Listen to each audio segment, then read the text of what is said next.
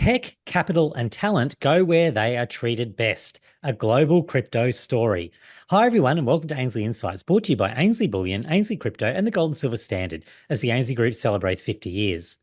Today, we welcome Matt for his debut in our new edition of a crypto-based insight. He's been working in the office here in Brisbane, so if you've purchased from us before with crypto, you've probably spoken to Matt on the phone. If not, he's always happy to talk to you about crypto-related things, but we thought we'd get him on and have a chat based on the article he wrote today. How are you going today, Matt? I'm going great, Tipper. How are you, mate?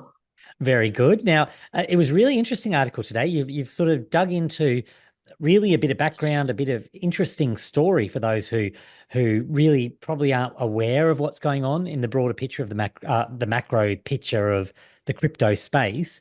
So, do you maybe want to start us off today and just give us that big picture overview of what you're covering in the article, that sort of big picture regulatory overview of where we sit today?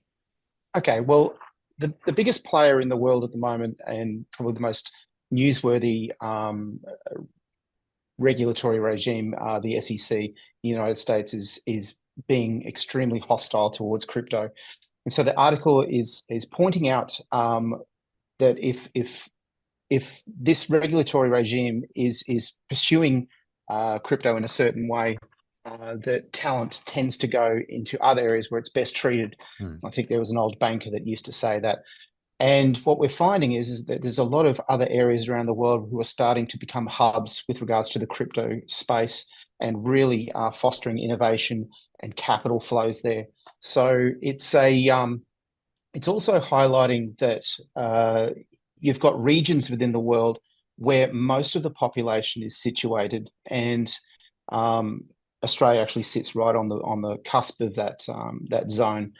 It's also highlighting how talent is going to these regions, and the adoption with regards to their communities is actually occurring. So, Right. yeah, it's an interesting landscape dominated by the US. And so when you think about Australia in that context, I know, yeah, we've got new regulations that, well, were slated to come in really this year, but seem to have been pushed back. There's a lot of uncertainty that we feel here around where the regulations are exactly going to fall, even though we've got a bit of an idea. Do you think Australia is one of those places that you were referring to that potentially has or has the potential to lead in this area? One would hope so. I'm not sure whether it's enough of a discussion point amongst the politicians Right. and representatives. Um, it doesn't seem to have the urgency that it really should have if we really want to maintain talent here in Australia, or even have talent come to us. Or I think it's slow in reacting. Unfortunately, I think that they're taking a lot of their lead from the United States Mm. SEC, which is unfortunate.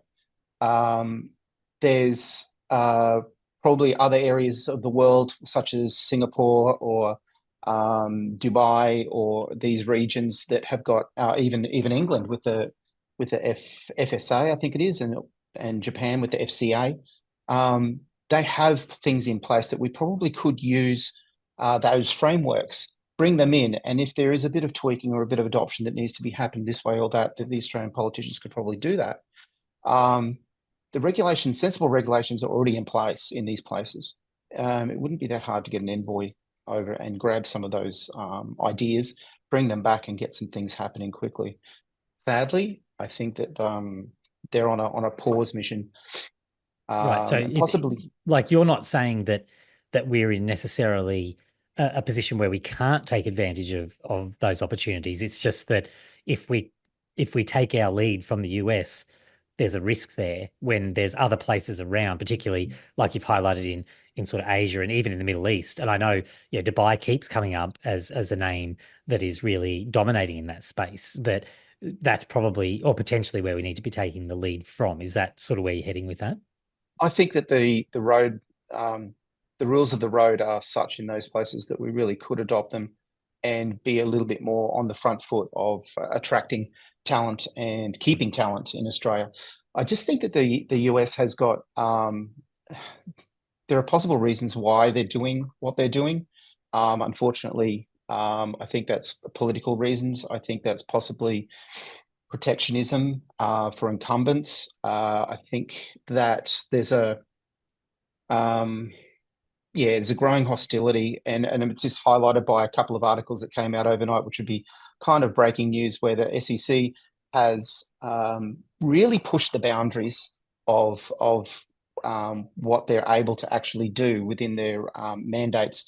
Right. Unfortunately, yeah, they have had pushback from the courts, taken many losses in relation to challenges by crypto industry and other peripheral industries where they've pushed these boundaries too far. And unfortunately, also, I think in Australia that we're starting to push those boundaries.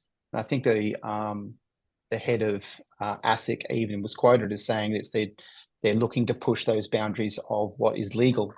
Mm. Unfortunately, the SEC is doing that and taking losses. So it would be a much more better environment if we took a more sensible approaches that we have been put in place overseas that I think would benefit Australia being so close to this zone, this Asiatic zone, who are clearly on the front foot and trying to get this technology for their citizenry and for Mm. solutions. Yeah. And that makes a lot of sense. I want to dwell just a little bit longer on the US in particular because, I mean, I haven't seen it yet. I've only seen clips so far. The presidential debate was today, just earlier today, and getting lots of, as you would expect, footage out of that. That's going to be really interesting. I'll watch the Mm. whole thing later, but crypto really seemed to, at least for a while there, a couple of weeks ago, become a key political issue in that presidential debate in the US. So, is that how you view it as well? That it could become a real election issue that maybe shifts the needle a bit on what you're describing here as a lot of challenge of operating in the US in this crypto environment?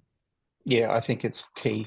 I think, unfortunately, the SEC, in its approach over the last several years, um, possibly starting with projects like Dragon Chain, Mm. moving through other ones like Ripple, XRP,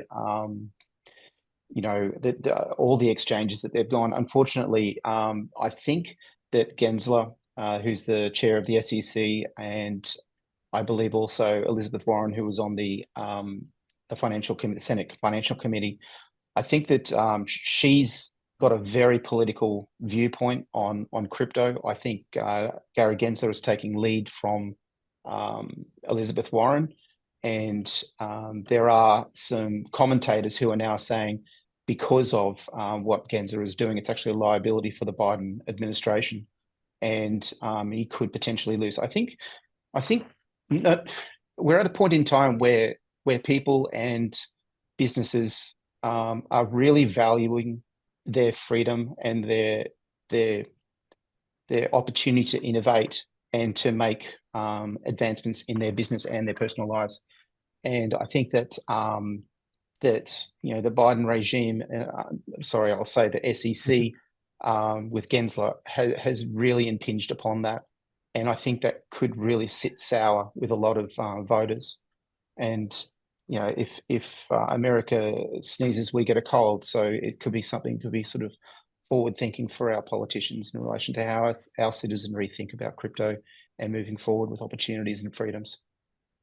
All of that makes a whole lot of sense, and I think it's really useful for us to be able to come here today and sort of dig into some of those issues and really discuss them a little bit more deeply in that crypto space because it's something we do very regularly in the macro and the Mm. bullion space, but we haven't really approached that for crypto. So that's what we're trying to do here now is sort of include that towards the end of the week having a crypto focus on it. Do you maybe just want to wrap up with sort of your um, overview of what you're looking for here, and because whether people can reach out to you, certainly, can't they, if they want to provide any feedback Absolutely.